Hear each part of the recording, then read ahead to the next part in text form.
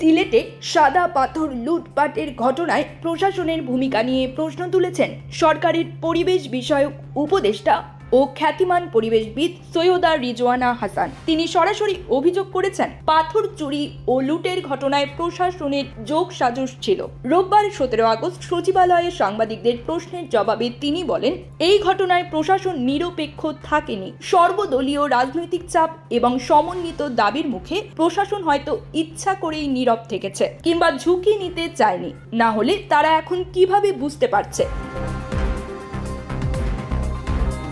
পাথরগুলো কোথায় লুকানো হয়েছে। তিনি আরো বলেন, আমি একজন পরিবেশ কর্মী হিসেবে দায়িত্ব নিতে প্রস্তুত, কিন্তু এটি আমার মন্ত্রণালয়ের সরাসরি দায়িত্ব নয়। পাথর কতটুকু লুট হলো, কোথায় নিয়ে যাওয়া হলো, এসব বিষয় দেখা মূলত প্রশাসন ও সংশ্লিষ্ট কর্তৃপক্ষের কাজ। রিজওয়ানা হাসান অভিযোগ করেন, অভিযানের শুরুর দিকে প্রশাসন সক্রিয় হলেও রাজনৈতিক চাপ বাড়ার পর তারা কার্যত পিছু হটে যায়।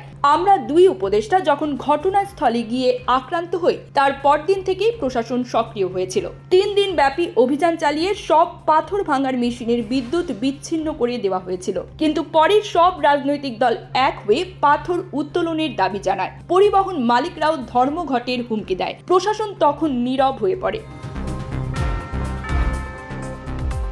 তিনি আরো বলেন, 2020 সালেও একই কৌশল দেখা গেছে। তখনও পরিবহন ধর্মঘটের মাধ্যমে চাপ সৃষ্টি করে পাথর উত্তোলন শুরু হয়েছিল। করোনার সময়ও তারা 2 বার ধর্মঘট ডেকেছিল, যা প্রমাণ করে জনগণের স্বার্থ নয়, নিজেদের লাভই ছিল তাদের প্রধান লক্ষ্য। উপদেষ্টা বলেন, যখন সাধারণ মানুষ রাস্তায় নেমে আসে তখন রাজনৈতিক শক্তিও পিছু হটতে বাধ্য হয়। এবারও তাই হয়েছে। লুটেরাদের বিরুদ্ধে জনগণের ঐক্যবদ্ধ প্রতিবাদী ছিল সবচেয়ে বড় জবাব। আমি সেই সাহসী জনগণকে ধন্যবাদ জানাই। তিনি আশা প্রকাশ করেন, এই ঘটনার মাধ্যমে একটি বার্তা পৌঁছেছে। পরিবেশ লুণ্ঠন বা প্রাকৃতিক সম্পদ লুটের আগে যারা পরিকল্পনা করে, এখন তারা অন্তত 2 বার ভাববে। তিনি আরো বলেন, আমাদের এই আন্দোলন, এই প্রতিরোধ ভবিষ্যতে এমন অপরাধ রোধে ভূমিকা রাখবে।